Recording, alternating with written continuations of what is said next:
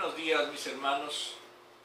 Hoy, 6 de agosto del año 2023, vamos a iniciar nuestra escuela dominical como siempre con una pequeña oración. Amantísimo Padre, te pedimos que tú nos des la guía para poder entender todos los misterios que hay alrededor de tu palabra. Hoy vamos a analizar precisamente lo que debe entrañar tener una mente cristiana. Ser verdaderamente solidarios, fraternos con todos y poder verdaderamente decirnos que somos seguidores tuyos. Todo esto te lo pedimos en el sagrado nombre de nuestro Señor Jesucristo. Amén. El tema se llama separados en la forma en que pensamos. En español lo ponen como apartados en la forma de pensar, pero me gusta más la versión inglesa. Para comenzar, como siempre, vamos a ver nuestra lección en el material de Live Way, que ya va el número 4. Y vamos a ver ahorita cómo se ve la presentación para poderlo ver. En la versión en español nos dice este material lo siguiente. Idea central. Vivir para Cristo cambia nuestra manera de pensar. Aplicación para la vida.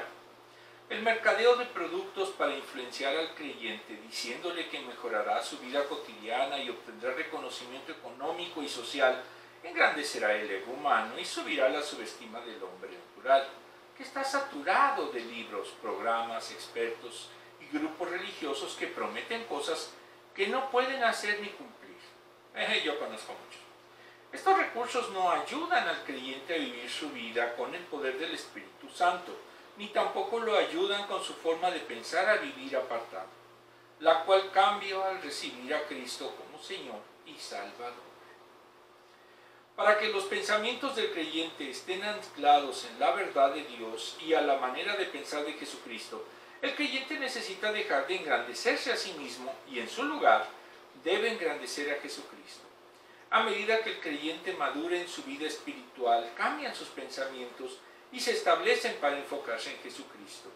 En esta sesión identificaremos cómo vivir apartados para Dios en nuestra manera de pensar. Esa es en la versión en español. Vamos ahora a comenzar con la presentación.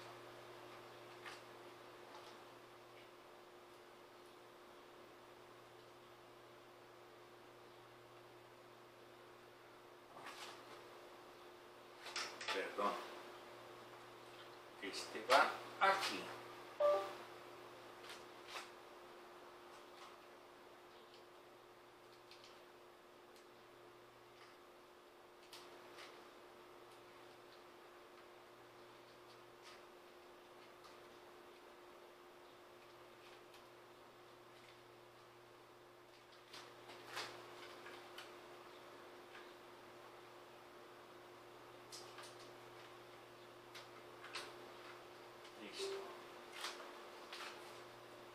Muy bien. Separados en la forma en que pensamos.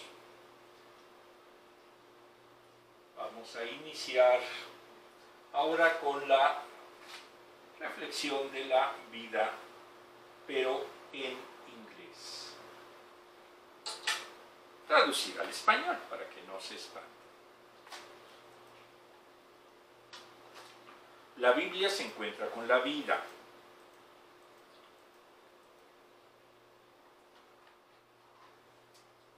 El periodista Malcolm Muggeridge, 1903-1990, fue un simpatizante británico del comunismo. Sí lo sabía. Al viajar a Moscú en la década de 1930 se enteró de que su ingenuo entusiasmo estaba fuera de lugar. Pronto se dio cuenta de que Joseph Stalin de la URSS era responsable de las 10 millones de víctimas de la Gran Hambruna.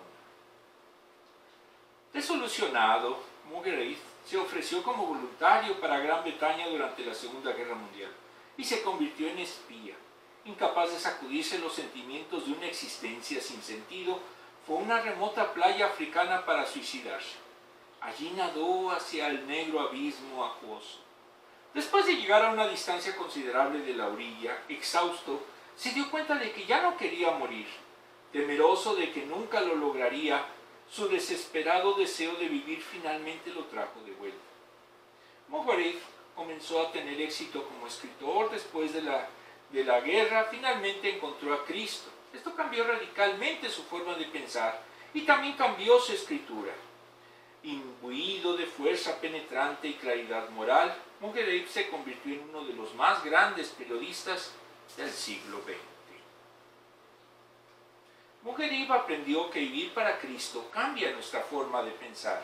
En esta sesión descubriremos cómo la vida adquiere un nuevo significado cuando vivimos para Cristo en lugar de vivir para nosotros mismos.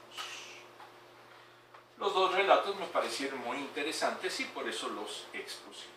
A veces no son tanto, pero hice.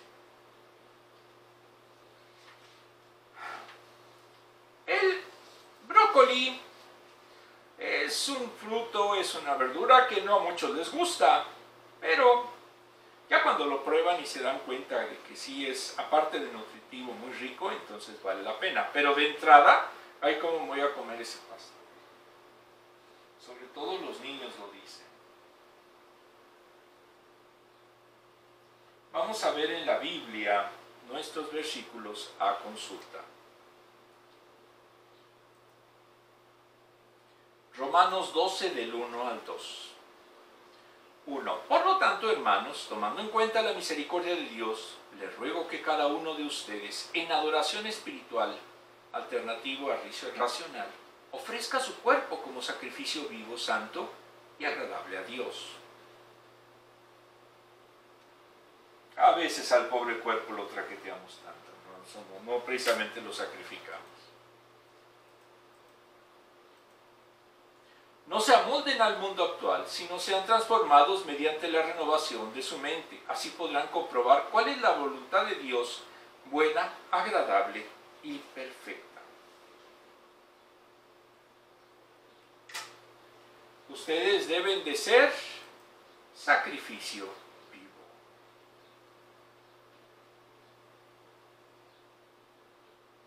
Vamos a ver el contexto.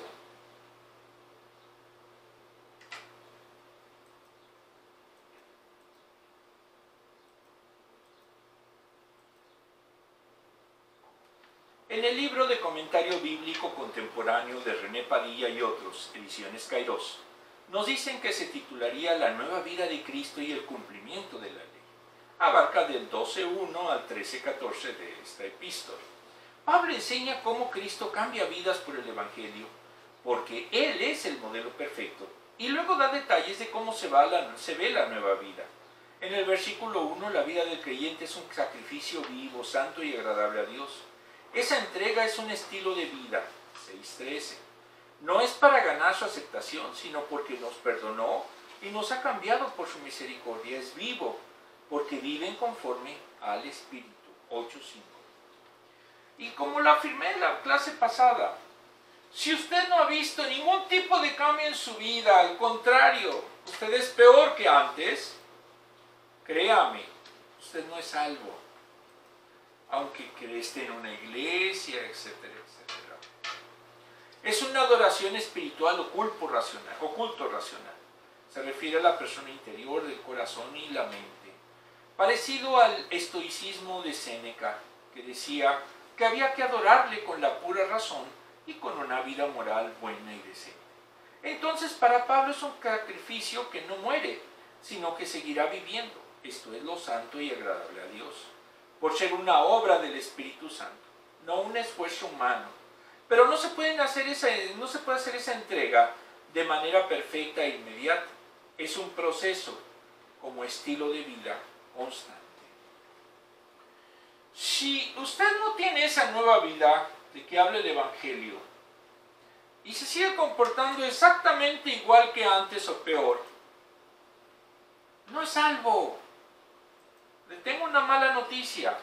Lo que le hayan dicho en su iglesia es falso.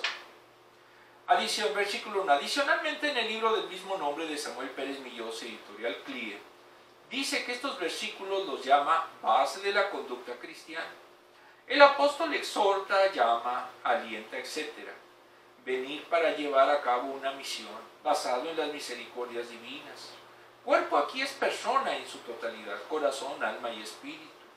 Para servirle se convierte en un sacrificio vivo.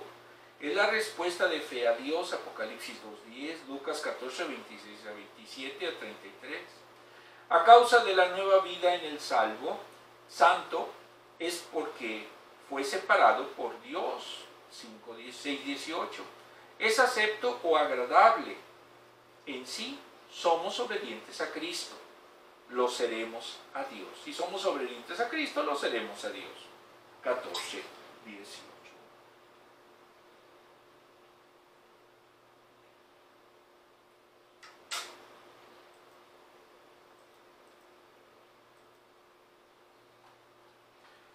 El culto espiritual o racional es el verdadero. No se basa en formalismos. Ese es el verdadero, el auténtico culto. Es entrega completa personal. Es el culto espiritual de los cristianos. Es algo personal, no religioso. Vincula esa entrega con la adoración. Entonces el culto es en la entrega plena a Dios y es el impulso es impulsado por el Espíritu, que exige una entrega incondicional a Dios. Juan 4:24. Si uno murió por todos, todos murieron. Y por todos murió para que los que viven ya no vivan para sí, sino para aquel que murió y resucitó para ellos. Segunda de Corintios 5, 14, 15. Ese es, como había dicho, el artículo de fe fundamental del cristianismo. Si estamos aquí es porque creemos, confiamos y estamos seguros de que Cristo resucitó y de que su muerte no fue sin sentido. En el libro de Padilla dice que hace una exhortación negativa y otra positiva. Es rechazar el mundo de Adán y permitir que el Espíritu transforme al creyente, dándole una nueva forma de pensar. Su actuar entonces será justo y agradable a Dios por medio de Cristo. Los cristianos viven en el mundo, pero no son víctimas de su entorno. Deben ser transformados, es decir, deben arrepentirse de adentro para afuera. No es con la Torá, sino por el Espíritu, 7:23, quien introdujo un nuevo orden en la creación. Génesis 1:2. Entonces, para nosotros lo que nos transforma es Cristo. Si verdaderamente estamos en comunión con Él, vamos a transformarnos y vamos a ser nuevas criaturas. Si no, pues simplemente no habrá cristiano.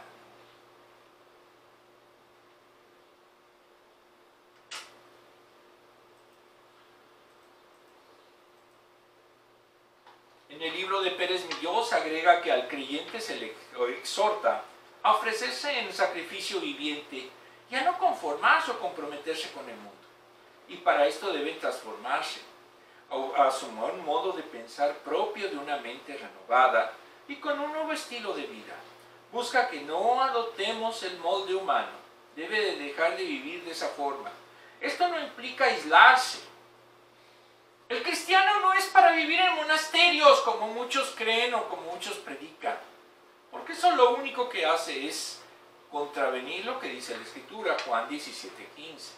Ni huir de los humanos, 1 de Corintios 5, 9, 10. Tampoco es meterse a todos lados con ellos, eso tampoco. Debemos divulgar el Evangelio y brillar como luminarias, Filipenses 2:15. Si ponemos una almohada a esa luminaria, pues no va a brillar. Por eso en su momento, la misión del cristiano es resplandecer. Insisto, si de verdad es cristiano. Desglose. Para que un creyente tenga una manera de pensar ad hoc para ser un verdadero cristiano, requiere 1. Renueve su mente por gracia y misericordia divina. Al darnos a Jesucristo nos aparta para Él y nos renueva la mente. El creyente obediente está seguro de que Dios, usando a su Espíritu Santo, dirige sus pasos y su manera de pensar.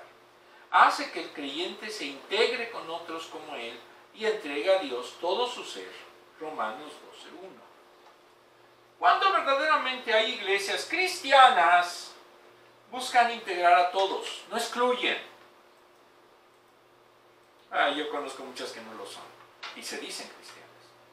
2. Renueve su entendimiento. Cuando lo hace, descubre, reacciona, acepta y aprende algo nuevo. La renovación de su entendimiento comienza con el momento en que entiende quién es Jesucristo. Y allí comienza su vida de transformación intelectual y espiritual. Eso es regeneración. El entendimiento cristiano no se puede forzar en la mente de alguien, ni tampoco es una competencia. El cristianismo no es para imponerse de ninguna forma. Para el creyente es una revelación divina, adquirida por medio de la sabiduría, al ser bendecido por la misericordia de la salvación. Cuando ustedes crean que pueden imponer el cristianismo, están muy equivocados, porque eso no fue lo que dijo Jesucristo. Eso sí lo dijo Mahoma, eso sí. Renueve la manera de usar su cuerpo. Es tiempo del Espíritu Santo, 1 Corintios 6, 19, 20. Debe estar completamente dedicado a Dios. Actúa muy diferente a la del mundo. El creyente no es perfecto, como tampoco Pablo. Pero él quería hacerlo y no se rendía. Todo era para gloria de Dios. Él mismo dijo que no lo alcanzó, ni era perfecto, pero sigue para lograr aquello para lo que fue llamado cuando fue asido a Cristo. Filipenses 3:12. Si Pablo, que fue un eminente teólogo y eminente evangelista, dijo que todavía no había logrado la perfección, entonces eso demuestra que lo más importante no es en su momento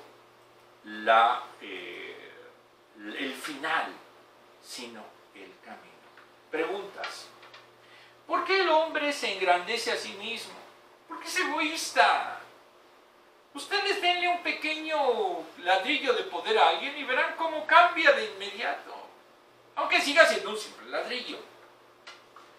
¿Cuándo te has sorprendido de haber cambiado de opinión sobre algo?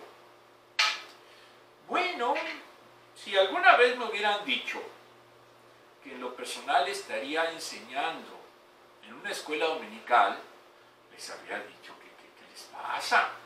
No, están equivocados. Pero Dios transforma. Y al menos en estos últimos 10 años, es lo que he hecho para su servicio en varias iglesias. Y lo seguiré haciendo cuando encuentre una iglesia que me acepte. ¿Qué aspecto de tu vida necesita renovación? Pues yo creo que mi carácter. De repente soy un poco irascible. Sí, de repente me enojo, pero a fin de cuentas lo que trato es de seguir y tener la mente de Cristo. ¿Cómo se ha renovado o transformado tu mente desde que comenzó una relación con Cristo?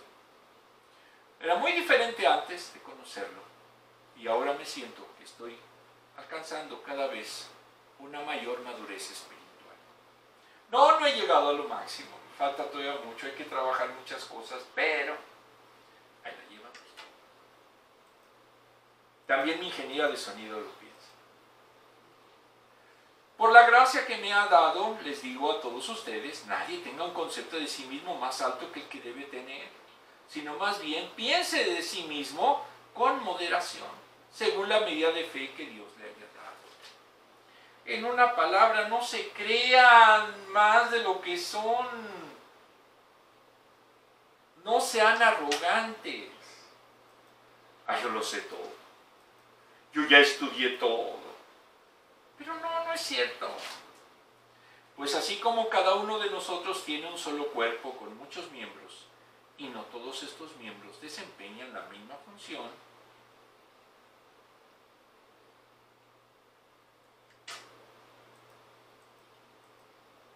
también nosotros, siendo muchos, formamos un solo cuerpo en Cristo, y cada miembro está unido a todos los demás. No se trata de que nosotros nos vemos como un león, por cierto, hablando de leones, cuando somos gatitos. Entonces, a eso se refiere, que no debemos nosotros de ser más de lo que realmente somos. Y más si somos cristianos. Ya se movió el menino. Vamos a ver el contexto. Sé que hay muchas cosas y hay mucha gente que ustedes están pensando en este momento. Si a ustedes les queda el saco, es pura y simple coincidencia. En el libro de Padilla titula los versículos 3 al 8 como cada cristiano debe pensar en sí mismo según la medida de fe que Dios le haya dado. Los falsos maestros tienen como rasgo común que se visten con palabras humildes, pero están envanecidos por su razonamiento humano. Colosenses 2:18. Los cristianos deben mirar su procedencia, es por gracia, no por méritos. 11:20, 12:16. No importa si viene de su educación o por no tenerla. Unos presumen su espiritualidad y otros que son mejores que aquellos. Solo si se comprende a Jesús puede tenerse moderación y humildad de su propia imagen. Jesucristo no iba en carruaje de lujo, no tenía junto a él a los más sabios, escogió a los más humildes, quizás hasta los más ignorantes, a los más despreciados, a los pecadores. Él no se envaneció a sí mismo, no escogió a lo más dilecto, a lo más selecto de aquella época, sino que fue con los humildes. ¿Lo hacen actualmente? No. Preferimos al aplaudidor, al compadrito, etcétera, etcétera, que a alguien capaz. No funciona, la capacidad no puede. Es que me puede quitar el puesto. Y eso hace cada locura. En el libro de Pérez Millós, en adición, los versículos 3 a 8 los titula La práctica de la humildad. Gracia tiene que ver con el don y por ende autoridad que tiene el apóstol para establecer principios de doctrina y ética. 1:5. Los griegos estimaban que había que guardar la justa medida y no considerarse superior a lo que es. Para Pablo, parte de la experiencia de la fe, el razonamiento meramente humano, puede conducir a una arrogancia del yo. El cristiano sabe que Dios resiste al soberbio y solo da gracia al humilde. Santiago 4:6. Él lo demostró, insisto, no escogió a la cúpula del intelecto de su época para que estuviera con él, sino escogió a unos pescadores, a un publicano, etcétera, etcétera. Entonces, él aplicó lo que está diciéndose aquí. Una iglesia no es simplemente conformada por las mentes más brillantes, pero sí debe de ser conformada, integrada por verdaderos cristianos. Cuando no es así, pues simplemente no hay iglesia. Hay un club social, hay un negocio, etcétera, etcétera, pero no es iglesia. Versículo 3. Para verdaderamente valorarse debe ser desde la fe, que depende de Jesús y se vincula a Él. El creyente real está llamado a la humildad por vivencia de Cristo mismo. Gálatas 2:20. Eso es pensar de sí con cordura, sensatez y equilibrado, de acuerdo a la medida de fe. Entraña la capacidad para el ejercicio de los dones conferidos. 1 Corintios 12:11. Y el ministerio vinculado a esos dones, en otro sentido, es la norma o criterio para la valoración, como motor de acción en la vida cristiana. Gálatas 5:6. ¿Qué es lo más importante para el hombre y para el cristiano? Ser verdaderamente conocedor de que lo que es está en la medida de su fe. Y por lo tanto, no puede ni debe de ser arrogante, soberbio, sentirse más que los demás, porque lo fundamental es adecuarse a la función y don que Dios le ha dado.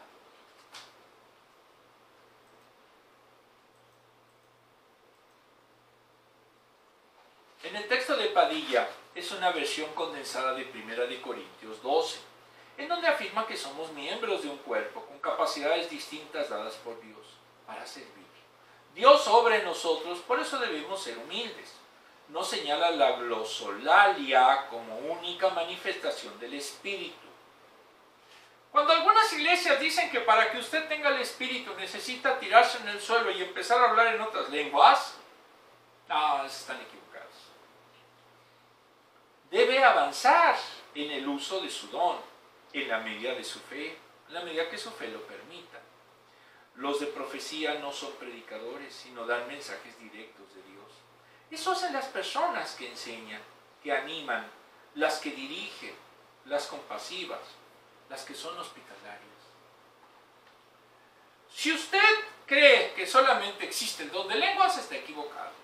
¿Por qué? Porque aquí con lo que vemos, y Pablo le enseñó, que hay diversos ministerios. Y uno de ellos es el de la educación. Si usted no tiene capacidad para enseñar, cállese, mejor no lo haga, porque lejos de enseñar va a confundir. Y lo que aquí nos está diciendo la palabra es que para verdaderamente nosotros ejercitar el don, debemos tener plena conciencia de en qué y para qué consiste. No es para gloria de una persona, sino es para la gloria de la obra de Dios.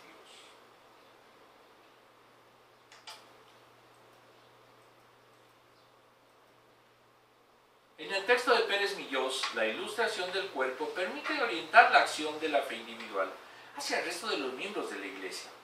En el pueblo heleno, el cuerpo ejemplificaba la comunión social o política, en el que cada ciudadano debía de colaborar con una función específica para el bien de la totalidad. El apóstol le eleva para considerar que es la colaboración entre sí de los dones que todos los creyentes tienen. Va más allá entonces de la simple comunidad, sino que aquí se refiere a que para verdaderamente tener una comunidad cristiana, necesitamos que los dones se involucren, hacer precisamente que eso que Dios da a través del Espíritu Santo se ejercite y se haga evidente. El cuerpo sería la iglesia y la cabeza es Cristo, versículo 5. Ese cuerpo debe procurar el desarrollo de los miembros, de todos y cada uno, ocupándose del bien de los demás y colaborando al desarrollo de todos. El cuerpo espiritual está formado por muchos miembros, 1 Corintios 10:17. Afirma que el cuerpo de Cristo es uno solo y cada creyente es miembro de la iglesia, 1 Corintios 1:2. Es un individuo dentro de la comunidad, esto por operación del Espíritu, no es membresía, Efesios 4:3. Si usted cree que es parte de una iglesia porque ya tiene hasta una credencial, ya lo aceptaron en la asamblea, eso no importa. La realidad es que si usted tiene un don y no lo pone al servicio de la iglesia, y usted solamente es un asistente dominical, pues no es cristiano. No, está perdiendo su tiempo. Ahora, si hay un pastor que no deja actuar porque tiene celos de los demás o porque es demasiado pequeño para permitir que se desarrollen, pues tampoco es pastor. Hace poco veía en las noticias que un pastor, no me acuerdo ahorita el lugar donde lo hizo, expulsó a una familia porque no le había dado ofrendas. Entonces nos preguntamos, ¿realmente es un pastor? Pues no, porque lo que le interesa es el dinero, no es predicar la fe, no es el compañerismo, el amor fraternal. Es lo que le va a dejar la iglesia, y si no le deja a alguien, pues lo expulsa. Y así hay muchas, iglesias que así son. Solamente aquellos que tienen, solamente aquellos que dan, tienen derecho. Los demás no. Los demás no sé ni para qué van. El creyente debe decidir si servirá a Dios o a sí mismo. Puede convertir su ser en un Dios, llegar a servirlo como si fuera un tesoro terrenal, llegando a darle más importancia de la que debe. En Mateo 5-7 y Lucas 16-13, en su sermón, Jesús habló a los fariseos sobre la limosna, ayuno, divorcio y otros tópicos, en especial el dinero y las riquezas. En Mateo 6:24, ninguno puede servir a dos señores, no se puede servir a Dios y a las riquezas al mismo tiempo. Y aquí no quiero que se me confunda. El cristiano no es simplemente estar contemplando a los demás y no trabajar. La riqueza, y más si es bien habida, no está excluida del cristianismo. Pero cuando la riqueza es puesta en su momento como en un altar y solamente la persona vive para esa riqueza, entonces sí tenemos un problema de fe. ¿Por qué?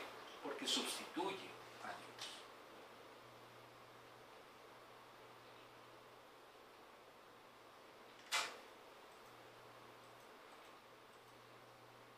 La avaricia es un pecado. Ay, yo conozco muchos avariciosos. Dios no se opone a la riqueza, sino que servir a Dios es una prioridad mayor que cualquier fortuna. Es olvidarse de lo que yo quiero y hacer lo que Él quiere. Si lo hacemos, seremos apartados en lo que pensamos de nosotros mismos. Sigue estas sugerencias. Primero exaltas a Dios en lugar de exaltarte a ti mismo. Versículo 3. El creyente debe servir con humildad si tiene a Dios como prioridad en su vida. Si ama a Dios y piensa que vivimos para Él. Esto hace que cambiemos en Él, en el trato que tenemos hacia los demás, como Él nos lo enseñó. ¿Jesucristo cuando predicaba pedía limosna? No. ¿Les dijo que por cada milagro debían de dar un dinero? No. ¿Por qué sus seguidores lo piden? Bueno, primeramente hay que ver si son sus seguidores. Son dos cosas distintas, el dinero y la fe. Jesucristo hizo lo que el Padre quería que hiciese. Y los cristianos deben hacer lo que Dios quiere que hagamos. Descubre cuál es tu función en la iglesia, versículo 4. Todos los creyentes tenemos un don espiritual, 1 Corintios 12. Y se nos dio para servir al cuerpo de Cristo, que es la iglesia. No hay excusas para no servir, ni podemos estar inconformes con el don que se nos dio. Puede servir en diferentes formas en la iglesia, pero esto no debe de ser un elemento de inconformidad por estar sirviendo en otra capacidad. Cuando hay un pastor, conozco muchas iglesias, que impiden que sirvan los hermanos en lo que tienen el don. ¿Por qué? Ay, es que no puede ser más que yo. En una palabra es un egoísta, es un envidioso. No es pastor. Ni está en una iglesia cristiana. Porque el pastor, antes que nada, debe buscar el desarrollo de todos y cada uno de sus miembros en los dones que tiene. Ay, no, está enseñando muy avanzado. No, eso no. Y lo único que hacen es simplemente que esas personas que tienen el don, pues vayan a otro lugar en donde los acepten. Ahí si saben de una iglesia que quiera un maestro de escuela dominical, me avisa. Aquí en Macao. Reconoce que eres un miembro del cuerpo de Cristo, versículo 5. La iglesia es un solo cuerpo y el creyente forma parte de él. Pero la iglesia no puede funcionar si el creyente no usa los dones espirituales que Dios le ha dado, o no los deja usar, o no los deja que los miembros lo hagan. Ay, yo conozco algunos casos. Pregunta: ¿cómo se prepara un creyente para que sirva a Dios? Lo primero es permitiéndole que sirva. Si alguien llega y ustedes son pastores, permítanle que ayuden. ¿Por qué? Porque eso va a provocar que haya un aumento de entusiasmo en la iglesia. Pero si lo bloquean, claramente lo ningunean, o hasta lo atacan, pues jamás se va a desarrollar y se va a ir. Es una locura. ¿Qué hábitos necesitamos practicar para cambiar nuestros pensamientos? Tener y buscar la mente de Cristo a través de su palabra, ver qué Él hizo en cada situación y tratar de hacer una especie de adaptación a nuestra realidad. Pero objetivamente, no subjetivamente, no es lo que yo creo, yo pienso. A lo mejor, puede que sí, puede que no. El amor debe ser sincero, del versículo 9. Aborrezcan el mal, aférrense al bien. Ay, quisiera que eso lo hiciera.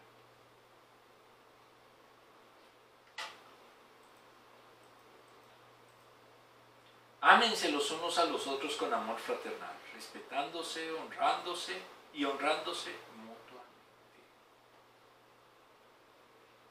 Medite si realmente lo hace.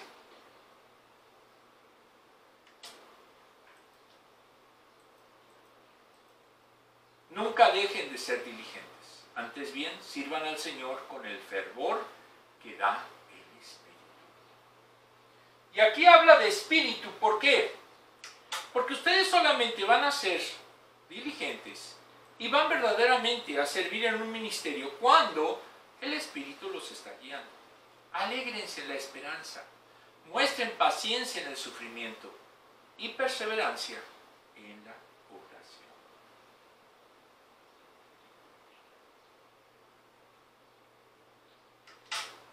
El último y más importante, ayuden a los hermanos necesitados.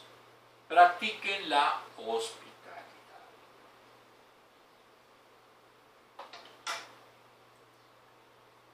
El amor debe de ser sincero, aborrezcan el mal, aférrense al bien.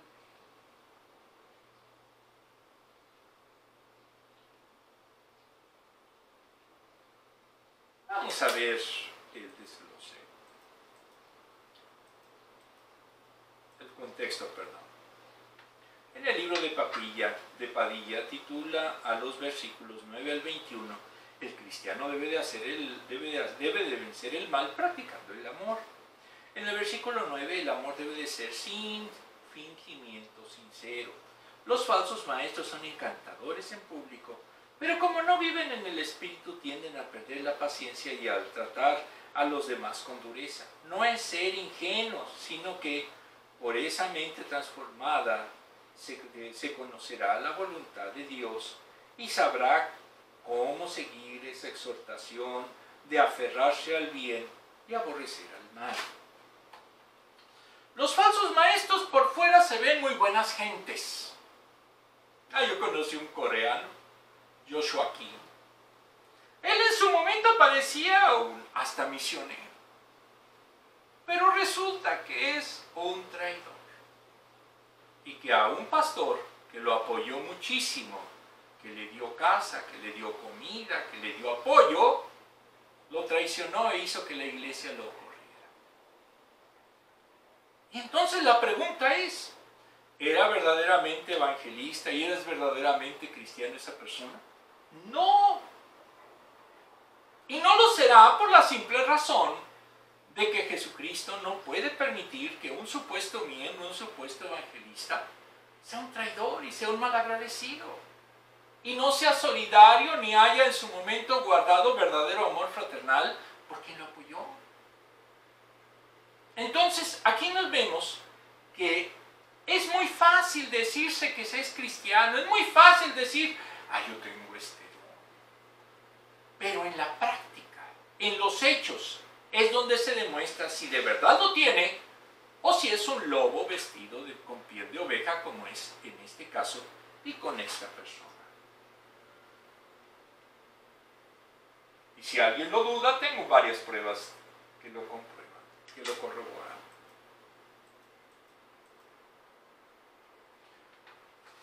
En sentido cristiano, el compañero creyente es un hermano en sentido real.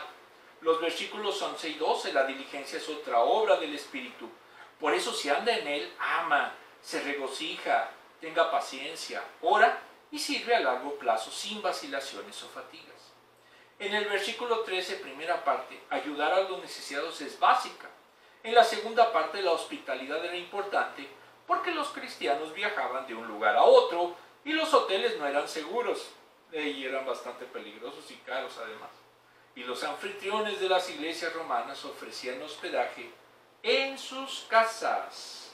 16:15. Sí, efectivamente, ofrecían guardarlos a esos viajeros, a esos misioneros, a esos hermanos que estaban en tránsito.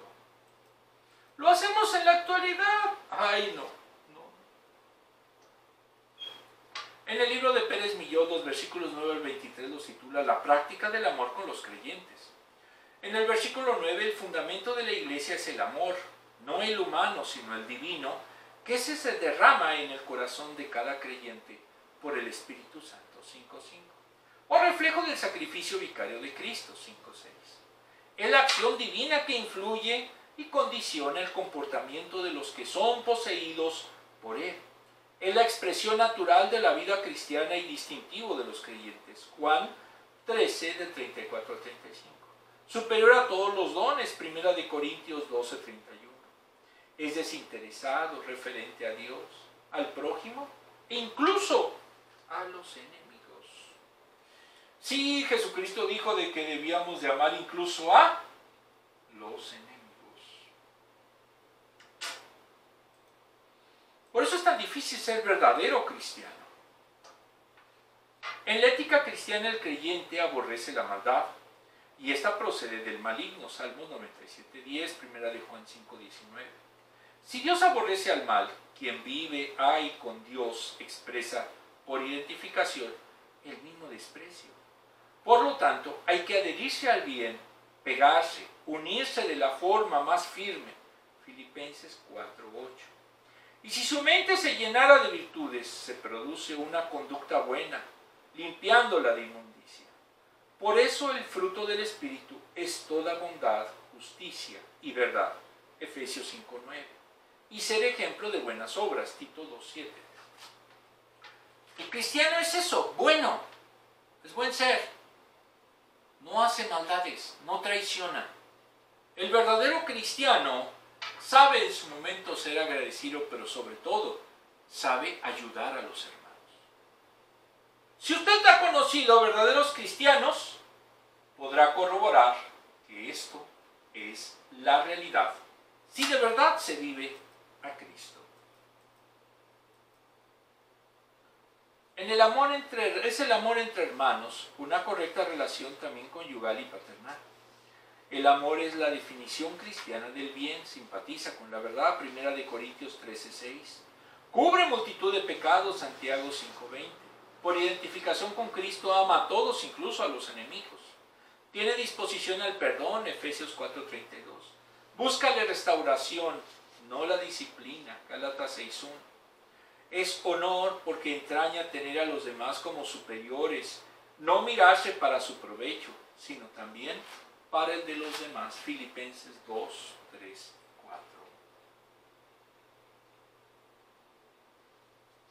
¿Es fácil encontrar a una gente que verdaderamente ame a otra? No. Aún entre los cristianos. El impulso del amor es la diligencia, y como modelo tenemos a Jesucristo, que se entregó con diligencia hasta el punto de ir a la cruz, Filipenses 2:6-8.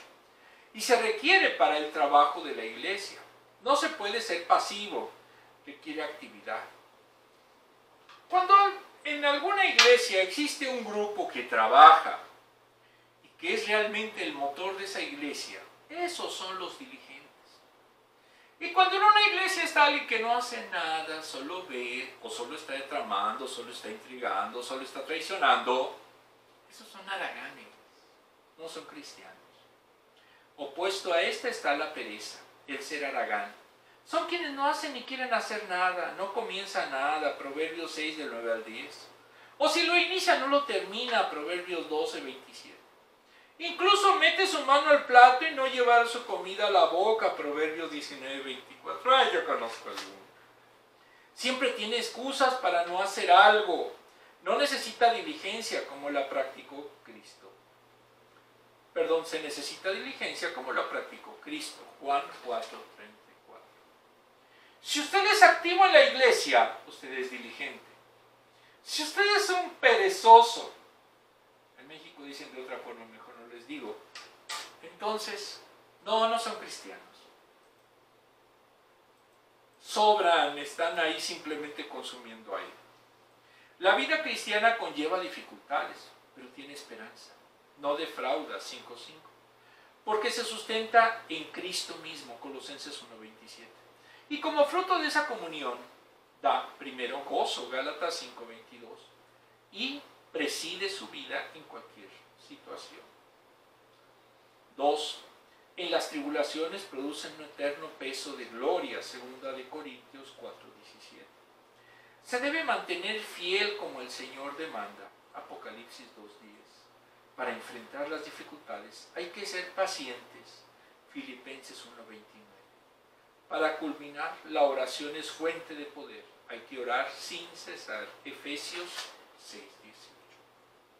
Entonces, para el cristiano que verdaderamente está viviendo a Cristo y en Cristo, necesita tener gozo, aún en los problemas. necesita también tener paciencia y no declinar en su fe. Y por último, para esto y para tener ese poder, necesita orar y estar constantemente con nuestro Dios. Además de resolver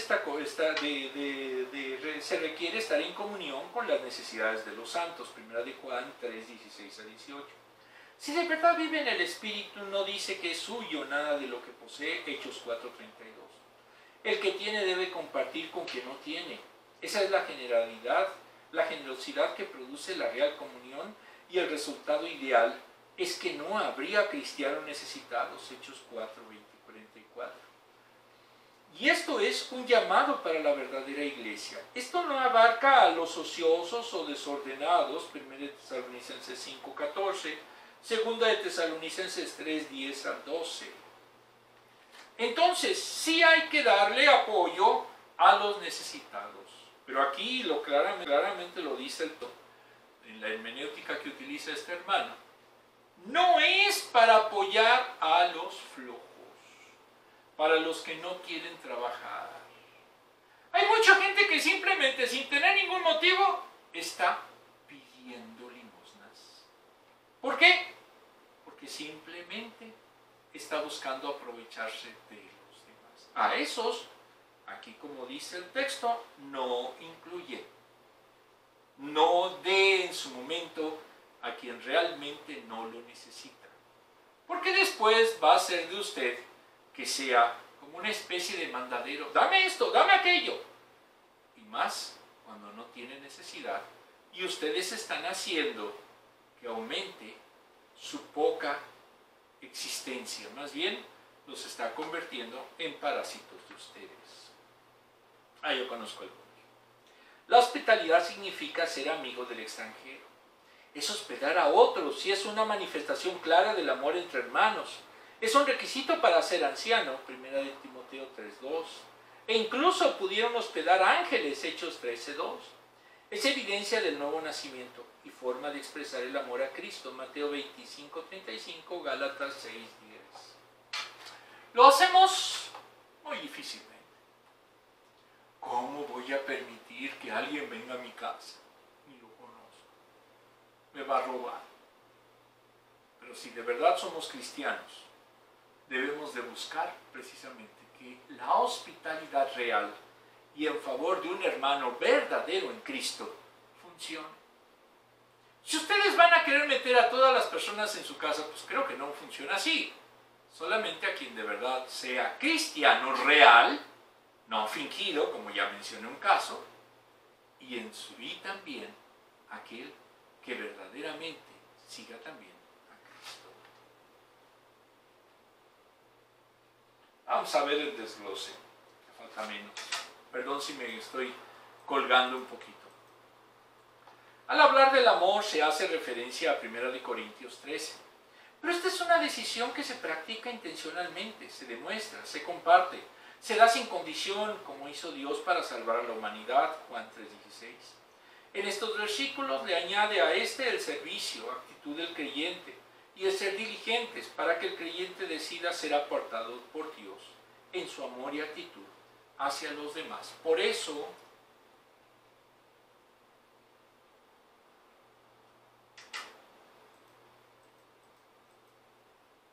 estamos llamados a amar genuinamente y a no fingirlo, versículos 9 y 10. Por ese falso amor existen muchas madres solteras o los engañados por el amor material y creyentes genuinos heridos porque alguien se aprovechó de ellos. Debemos amarnos con amor fraternal, versículo 10, es decir, como si fuéramos miembros de la misma familia, versículo 9. Como vimos, somos miembros de la misma familia por el efecto de que somos creyentes en Cristo y por ende estamos con Dios. 2. Estamos llamados a ser diligentes. Él tiene una actitud piadosa para hacer lo necesario. La persona diligente no es perezosa y sirve a Dios con fervor. Pero en muchas iglesias no hay voluntarios. De hecho, funcionan por un grupo de seres diligentes que siempre hacen el trabajo. El perezoso no asará lo cazado, pero el diligente es activo y busca apoyar en todo. Proverbios 12:27. También necesita ser constante en la oración. Hacer las cosas con gozo, aunque durante el proceso haya sufrimiento. Al ser cristiano siempre va a haber pruebas, siempre va a haber dificultades. No es un paseo de campo. Al contrario, muchas veces cuesta mucho trabajo cumplir la voluntad de Dios. Debemos practicar la hospitalidad y compartir lo que tenemos. Jesús dijo que las zorras tienen guaridas, las aves de los cielos nidos, pero el Hijo del Hombre no tiene dónde recostar la cabeza. Lucas 9:58. Si lo quisiéramos trasladar a esta época, Jesucristo era un homeless. Sí, literalmente, no tenía techo. Y cuando ustedes van por la calle y ven a uno de ellos, lo desprecian. Sobra humana, etc. Y sin embargo, Jesucristo era eso. No tenía riquezas, olvídenlo. No era acaudalado. Nunca lo fue. Entonces es un absurdo que hagan templos inmensos, palacios, a un pordiosero. Que materialmente eso era pordiosero, pero espiritualmente era el Hijo de Dios y no lo supieron reconocer. No dependía de las cosas materiales para vivir. Si el que sigue al Señor ve la necesidad de otro creyente, la palabra de Dios nos anima a compartir lo que tiene con él, que lo necesite. Y efectivamente, Cristo, pese a que no tenía nada, no tenía dinero, en una palabra de aquella época y de la actual, sí les ayudaba. ¿Cómo? Haciéndoles milagros, sanándolos, consolándolos, impartiendo justicia, porque eso es verdaderamente tener amor de Dios, amor divino. Vamos a ver las últimas preguntas, ya casi terminamos. Cuando usted compra una casa, piensa en la hospitalidad. ¿Qué pensamos? ¿Cuáles son algunas formas en que pensamos incorrectamente acerca de nosotros mismos? El clásico es: yo sé más que los demás. ¿Y qué creen? Por ejemplo, ser maestro entraña que si uno sabe, lo debe compartir. ¿Para qué? Para que los demás conozcan más y sean mejores que el maestro.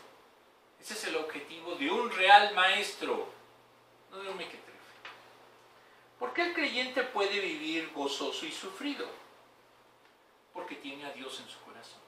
Y pese a las dificultades, siente gozo. Pese a los problemas, tiene esperanza. Y sobre todo, orando, tiene el poder para estar más cerca de Dios. ¿Qué crees que nuestro grupo hace bien cuando se trata de estos versículos? Bueno, ahorita en la actualidad yo no tengo grupo. Ya les digo, si saben de alguna iglesia que me quiera aceptar, estoy gozoso. Pero lo fundamental es siempre orar, servir, ayudar y sobre todo a practicar el don que Dios nos ha dado. Afortunadamente ya está mi esposa, ingeniera de sonido, junto conmigo. Tenía que irse de vacaciones y pues lógicamente ya se despejó un poquito de mí. Y vamos ahora a iniciar, a dar este último versículo. ¿Todos? Romanos 12:16. Vivan en armonía los unos con los otros. No sean arrogantes, sino háganse solidarios con los humildes. Alternativo, estén dispuestos a ocuparse en oficios humildes. No se crean los únicos que saben. Romanos 12:16. Vamos por último a hacer una pequeña oración. Amantísimo Padre, estamos gozosos porque a través de esta palabra tú nos has dicho que si bien el camino en esta vida será difícil, con dificultades, con persecuciones, tú estás con nosotros y tú nos das las armas a través de tu Espíritu para poder tener gozo aún en esos momentos, para poder ser diligentes y no perezosos o haraganes. Y sobre todo, Señor, para que nos ayudes a entender que a los demás les hace falta algo y nosotros tenemos que darlo con gozo, como por ejemplo sustentos, comidas o conocimientos y la palabra. Todo esto, Señor, te lo pedimos y te damos gracias por hacernoslo entender en el sagrado nombre de nuestro Señor Jesucristo.